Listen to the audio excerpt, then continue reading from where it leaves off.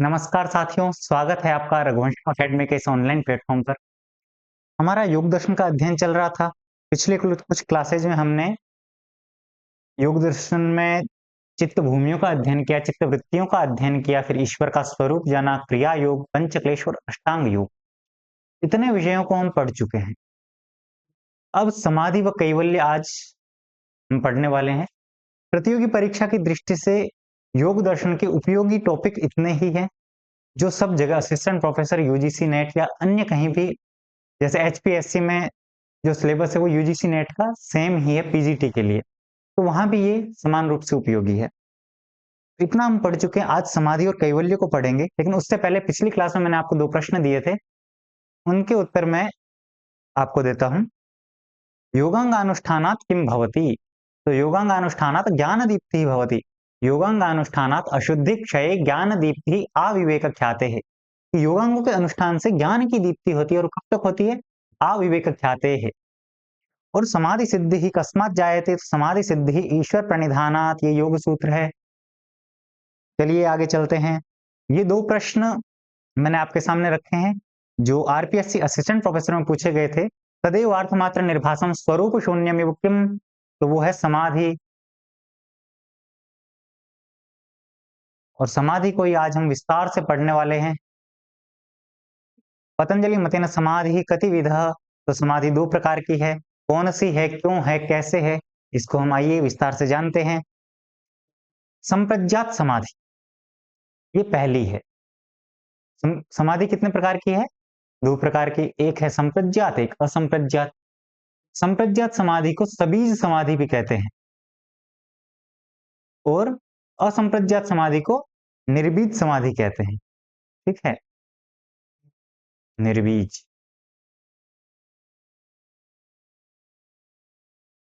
तो चलिए संप्रज्ञात समाधि को विस्तार से जानते हैं। इन चीजों को हमने पहली क्लास में भी पढ़ा था, लेकिन आज हम इसको फिर से पढ़ने वाले हैं।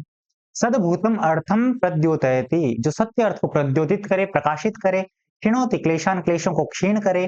कर्म बंधनानि श्लथयति, कर्मों के बंधनों को जो शिथिल करे। और निरोधम अभिमुखम च करोति, निरुद्ध अवस्था की ओर हमें प्रेरित करे। असंप्रज्ञात समाधि की ओर जो हमें प्रेरित करे, वो है संप्रज्ञात समाधि।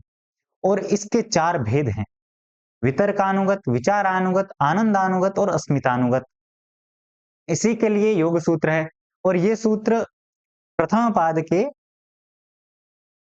16वें क्रमांक का है। वितर्क विचारानंदा अस्मितानुरूपानुगमात संप्रज्ञातः, कि वितर्क, विचार, आनंद और अस्मिता, इन 4 रूपों वाला संप्रज्ञात योग है, संप्रज्ञात समाधि है। आइए अब असंप्रज्ञात को जानते हैं।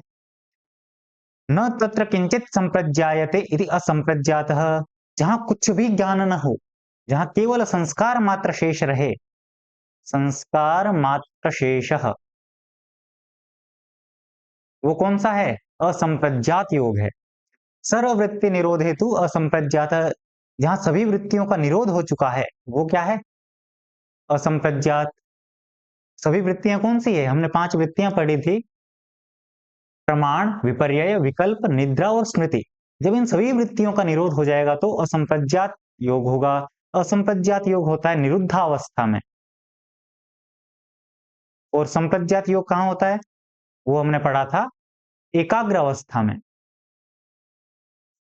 ठीक है, जो 5 चित्त की भूमियां पढ़ी थी: क्षिप्तम, मूढ़म, विक्षिप्तम, एकाग्रम, निरुद्धम इति। प्रथम 3 में तो योग के पक्ष में समाधि होती ही नहीं है, और एकाग्र और निरुद्ध में एकाग्र संप्रज्ञात समाधि का जनक है, और निरुद्ध असंप्रज्ञात समाधि का जनक है। और इस असंप्रज्ञात समाधि को परिभाषित करते हुए ये योग सूत्र है: विराम प्रत्ययाभ्यास पूर्व संस्कार शेषो अन्यः। अगर ये प्रश्न बनता है कि अन्यः, अस्मिन् सूत्रे अन्यः पदेन किम द्योत्यते, तो वो है असंप्रज्ञातः। ठीक है, और असंप्रज्ञात क्या है? तो कहा विराम प्रत्यय। विराम किसका विराम? चित्त वृत्तियों का विराम। जब चित्त वृत्तियों का विराम हो जाएगा, तब होगा अन्य यानी संप्रज्ञात योग। और वो कैसे होगा? तो कहा कि प्रत्ययाभ्यास, प्रत्यय का अभ्यास। यानी हमने 2 प्रकार के वैराग्य पढ़े थे: एक था वशीकार वैराग्य और एक था परम वैराग्य। तो जब परम वैराग्य का अभ्यास करेंगे, परम वैराग्य का अभ्यास जब होगा, तो क्या होगा? विराम हो जाएगा, चित्त वृत्तियों का पूर्णतः निरोध हो जाएगा। और तब क्या होगा? तब केवल संस्कार शेष रहेंगे। जहां संस्कार शेष रहेंगे तो अन्यः यानी असंप्रज्ञात योग हो जाएगा। अब असंप्रज्ञात योग के दो भेद हैं। संप्रज्ञात के हमने 4 पढ़ लिए हैं, अब असंप्रज्ञात के 2 पढ़ने की बारी है। एक है भव प्रत्यय, एक है उपाय प्रत्यय। पहले भव प्रत्यय को जानते हैं।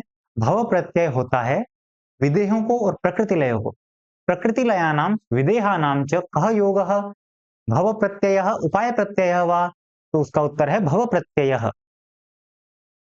यानी इनका योग शीघ्र सिद्ध हो जाता है, क्योंकि इन्होंने इतना अभ्यास और वैराग्य के द्वारा इन्होंने चित्त को समाधि में इतना ज्यादा लगा लिया है कि वो देह रहते हुए ही मुक्त हो गए हैं। देहे सति मुक्ताः विदेहाः। तो ऐसा जब है, तो उनका भव प्रत्यय योग होता है। लेकिन जो योगी हैं, योगियों को कौन सा होता है? तो कहा उपाय प्रत्यय। योगियों का योग है उपाय प्रत्यय। उपायों के द्वारा उसकी सिद्धि होती है।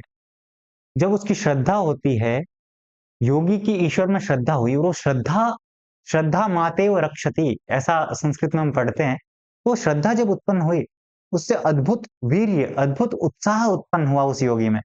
उससे एक स्मृति उत्पन्न हुई उस उत्साह से। जब ईश्वर की श्रद्धा की और श्रद्धा से जो उत्साह आया, तो उस श्रद्धा पूर्वक जो उत्साह की स्मृति बनी, उससे हमारा चित्त समाधि में लीन हुआ और समाधि से प्रज्ञा का विवेक हुआ, विवेक ख्याति हुई। तो इस क्रम से जिनको समाधि हो रही है, वो योगियों को हो रही है, इतरेषाम यानी योगी नाम। और ये जो है, जब ये उपाय तीव्र होंगे, तो आसन्न, ये समाधि शीघ्र हो जाती है। आसन्न का मतलब तीव्र गति से शीघ्र हो जाती है। और ये शीघ्रता भी 3 प्रकार की है। एक मृदु यानी सामान्य तीव्रता, एक मध्य मात्रा की तीव्रता और एक है अधिमात्र, अत्यंत तीव्र वेग से। तो ये 3 प्रकार से होने से ततोपि विशेषः, इस क्रम से असंप्रज्ञात समाधि की सिद्धि होती है। और जो सबसे उत्कृष्ट उपाय है, वो है ईश्वर प्रणिधानाद् वा, ईश्वर प्रणिधान से। जब ईश्वर प्रणिधान करेंगे, तो असंप्रज्ञात समाधि सिद्ध होगा ही होगा। ठीक है? इतना पढ़ने के बाद अब हम पढ़ेंगे सबीज समाधि। सबीज और निर्बीज, सबीज कहते हैं संप्रज्ञात समाधि को, निर्बीज कहते हैं असंप्रज्ञात समाधि को। तो सबीज समाधि की 4 समापत्तियां हैं, 4 समाधियां हैं। सबीज यानी संप्रज्ञात। कौन कौन से है? तो कहा सवितर्क, निर्वितर्क, सविचार और निर्विचार। सवितर्क और निर्वितर्क क्या है? तो देखिए, कहा तत्र शब्द, अर्थ और ज्ञान, शब्द अर्थ ज्ञान विकल्पैः संकीर्णाः सवितर्का समापत्तिः। कि जब शब्द से उसका अर्थ और अर्थ से उसका जब ज्ञान प्रतीत हो रहा है, तो इनसे जब संकीर्ण हो रहा है, इनसे जब मिलके उत्पन्न जो ज्ञान हो रहा है, वो सवितर्क समापत्ति है, सवितर्क समाधि है। और जब सवितर्क समाधि सिद्ध हुई, सवितर्क समापत्ति सिद्ध हुई, तो स्मृति परिशुद्ध हुई। और उस स्मृति के परिशुद्ध होने पर क्या हुआ? स्वरूप शून्य के समान प्रतीत हुआ। हमारी बुद्धि को हमारा स्वरूप शून्य के समान प्रतीत हुआ। हमारा स्वरूप है ही नहीं, ऐसी प्रतीति होने लगी। और तब क्या हुआ? अर्थ मात्र निर्भास, केवल अर्थ मात्र की प्रतीति हो रही है। वहां पहले क्या हो रहा था? शब्द, अर्थ और ज्ञान, तीनों की प्रतीति हो रही थी।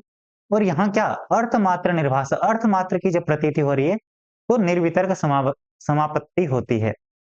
और यही सवितर्क के समान ही सविचार है और निर्वितर्क के समान ही निर्विचार है। बस इनमें भेद इतना है कि जब स्थूल अर्थ की ओर है, जब स्थूल अर्थ की प्रतीति हो रही है, तो सवितर्क और निर्वितर्क होता है। और जब सूक्ष्म अर्थ की प्रतीति करनी है, तो सविचार और निर्विचार होता है। ये सूक्ष्मता कहां तक होती है? तो उसके लिए एक योग सूत्र है।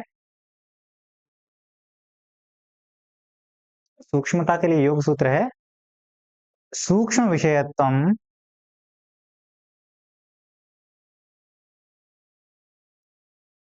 च आलिंग पर्यवसानम,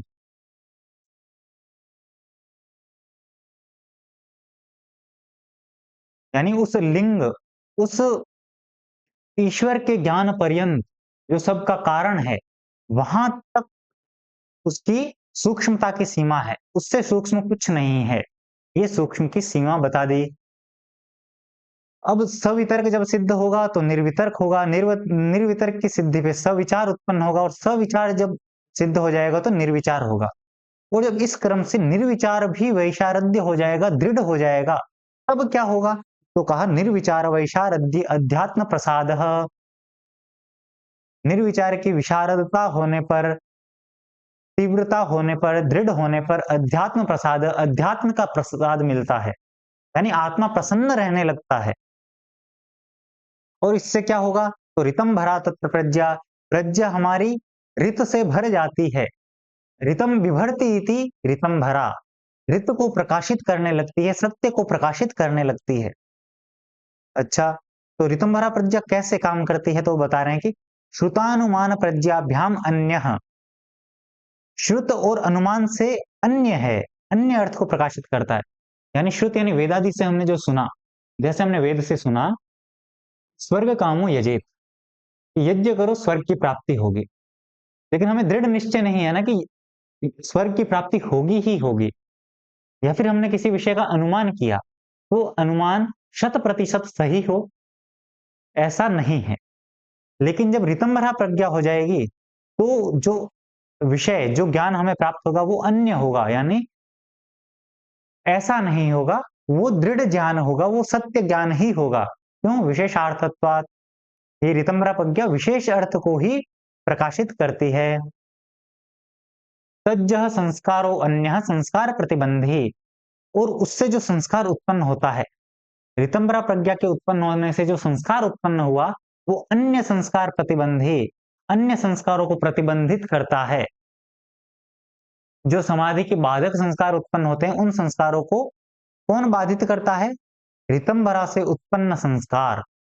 और जब इन सब चीजों को, जितना हमने पढ़ा, ऋतंभरा प्रज्ञा, अध्यात्म प्रसाद, ऐसा ऐसा ज्ञान उत्पन्न हो रहा है, उन सब का भी जब निरोध हो जाएगा, यानी सबीज समाधि का पूर्णतः जब निरोध हो जाएगा, संप्रज्ञात समाधि का भी जब निरोध हो जाएगा, सर्व निरोधात, सभी के निरोध हो जाने पर निर्बीज समाधि होगी। निर्बीज यानी असंप्रज्ञात समाधि होगी। ठीक है। अब बता रहे हैं समाधि का परिणाम क्या है। इतने इतनी आपने समाधि की महिमा बता दी कि ये समिधा, ये समाधि, ये समाधि, तो समाधि का परिणाम क्या मिलेगा? तो कहा सर्वार्थता एकाग्रतयो हो, सर्वार्थता का और एकाग्रता का क्षयोदय, चित्तस्य समाधि परिणामः, चित्त की सर्वार्थता और एकाग्रता का, चित्त की सर्वार्थता का क्षय और एकाग्रता का उदय, ये समिधा, समिधा नहीं, समाधि का परिणाम है। यानी चित्त जब सभी विषयों में भटक रहा है, उसका भटकना बंद हो जाएगा, उसका हो जाएगा क्षय, और एकाग्रता हो जाएगी उत्पन्न, उदय हो जाएगी। तो ये है समाधि का परिणाम। और एक योग दर्शन में विवेक ख्याति और धर्ममेध शब्दों का बार बार प्रयोग होता है। नहीं, बार बार नहीं होता, एक ही बार प्रयोग हुआ। तो धर्मवेद समाधि कब होती है? तो वो बता रहे हैं, प्रसंख्याने अपि कुसीद अकुसीदस्य सर्वथा विवेक ख्याते ही धर्ममेध समाधि, कि जब विवेक ख्याति हो जाती है, और विवेक ख्याति होने पर जो प्रसंख्यान ज्ञान होता है, उस ज्ञान के होने पर भी अकुसीदस्य, उस ज्ञान के फल की इच्छा का न होना, सर्वथा उस इच्छा का त्याग हो जाना, प्रसंख्यान ज्ञान के होने पर फल की इच्छा का न होना, अकुसीदस्य, कुसीद कहते हैं फल की इच्छा का होना, और अकुसीद कहते हैं फल की इच्छा का न होना, तब धर्ममेध समाधि होती है। समाधि के विषय में इतने ही सूत्र योग दर्शन में है, इससे पृथक कोई सूत्र नहीं है। जो समाधि से प्रश्न बनेगा वो यहीं से बनेगा। और एक सूत्र है, तदेवार्थ मात्र निर्भासन स्वरूप शून्य में वो समाधि, ये समाधि का लक्षण हमने पिछली क्लास में पढ़ा था, जो कि इस क्लास में हमने नहीं लिखा है। ये समाधि का लक्षण है कि जब अर्थ मात्र निर्भासित हो रहा है, स्वरूप शून्य के समान प्रतीत हो रहा है, तो क्या होगा? वो समाधि हो जाएगी। ये समाधि का लक्षण था। अब है कैवल्य। कैवल्य से रिलेटेड केवल इतने ही सूत्र योग दर्शन में हैं। इनको विस्तार से जान लेते हैं। सबसे पहले अंतिम को देखते हैं। इसमें कैवल्य के लक्षण बताए हैं। एक ही सूत्र में 2 लक्षण बताए हैं। कौन-कौन से हैं वो जान लेते हैं। पुरुषार्थ शून्यानाम गुणानाम प्रतिप्रसवः कैवल्यम। कि जो पुरुषार्थ, पुरुष का प्रयोजन है, उससे जब वो शून्य हो जाएगा, पुरुष जब अपने प्रयोजन से शून्य हो जाएगा और गुणानाम प्रतिप्रसवः, गुणों का प्रतिप्रसव हो जाएगा, गुण अपने कारणों में जब लीन हो जाएंगे इन योग के द्वारा, समाधि के द्वारा, तब कैवल्य होगा। और एक बताया चिति शक्ति ही स्वरूप प्रतिष्ठा। जो चिति शक्ति है वो अपने स्वरूप में प्रतिष्ठित हो जाएगी, तब कैवल्य होगा। तो चिति शक्ति ही स्वरूप प्रतिष्ठा किम, तो वो है कैवल्य। और पुरुषार्थ शून्यानाम गुणानाम प्रतिप्रसव किम, तो वो भी कैवल्य है। अब कैवल्य क्या होता है, कैसे होता है, तो कहा तद भावात, यानी तद का मतलब है अविद्यायाः अभावात। अविद्या का जब अभाव हो जाएगा तो संयोगा भावो, संयोग का अभाव हो जाएगा। बुद्धि और आत्मा का जो हमें संयोग प्रतीत होता है, उसकी एकात्मता प्रतीत होती है, उसका अभाव हो जाएगा और आन हो जाएगा किसका? क्लेशों का। तब कैवल्य की प्राप्ति हो जाएगी। अगला है सत्व पुरुषा अन्यथा ख्याति मात्रस्य सर्वभावाधिष्ठातृत्वम सर्वज्ञातृत्वम। इस सर्वज्ञातृत्व आ जाता है, सब कुछ जानने वाले हम हो जाते हैं और सभी भावों के अधिष्ठाता हो जाते हैं हम। तब जब सत्व और पुरुष की अन्यथा प्रतीति हो जाती है, यानी जब विवेक ख्याति हो जाती है, जब ऐसा हो जाता है तो हमें सर्वज्ञता और सर्वभावाधिष्ठातृत्व प्राप्त हो जाता है। लेकिन ये जो हमें प्राप्ति हुई सर्वज्ञता और सर्व अधिष्ठातृत्व की, उससे भी जब वैराग्य हो जाएगा, जब उसकी भी इच्छा नहीं रहेगी, उससे भी जब वैराग्य हो जाएगा, तो दोष बीज क्षय, जो क्लेश हैं, उन क्लेशों से निवृत्त होने पर कैवल्य होगा हमें। अब ये जो कैवल्य के सूत्र हमने 5 रखे हैं आपके सामने, ये सभी अलग-अलग स्थान पे है योग दर्शन में। जैसे ये द्वितीय पाद में था, ये और ये जो तीनों सूत्र हैं, ये तृतीय पाद में है और अंतिम जो हमने रखा है, ये चतुर्थ पाद में है। ठीक है? तो ऐसा प्रतीत ना हो कि बार-बार पुनरावृत्ति क्यों हो रही है योग दर्शन में, तो ये जान लीजिए कि ये पृथक-पृथक स्थान पे, इसीलिए कुछ-कुछ मेल लग रहा है हमें यहाँ। और तो जब दोष बीज क्षय, दोष के बीज अविद्या आदि जो क्लेश हैं, उनके बीजों का भी क्षय हो जाएगा, तब कैवल्य होगा। और कैवल्य क्या है? तो कहा कि सत्व पुरुषयोः, सत्व और पुरुष, उनका जब शुद्धि साम्ये, उनके साम्य की शुद्धि, जब हम सत्व को और पुरुष को भिन्न-भिन्न मान लेंगे, उनका विशेष प्रकार से एकदम शुद्ध ज्ञान हो जाएगा, तब हमें कैवल्य होगा। और पुरुषार्थ शून्यानाम गुणानाम प्रति प्रसवः, पुरुष जब अपने अर्थ, अपने प्रयोजन से शून्य हो जाएगा और गुणों का प्रतिप्रसव हो जाएगा, गुण अपने कारण में लीन हो जाएंगे, तब कैवल्य होगा। और स्वस्वरूप प्रतिष्ठा व चिति शक्ति ही, चिति शक्ति का अपने स्वरूप में प्रतिष्ठान हो जाएगा, तो कैवल्य हो जाएगा। इसके साथ ही समाधि और कैवल्य का विषय भी आज हमारा समाप्त हुआ।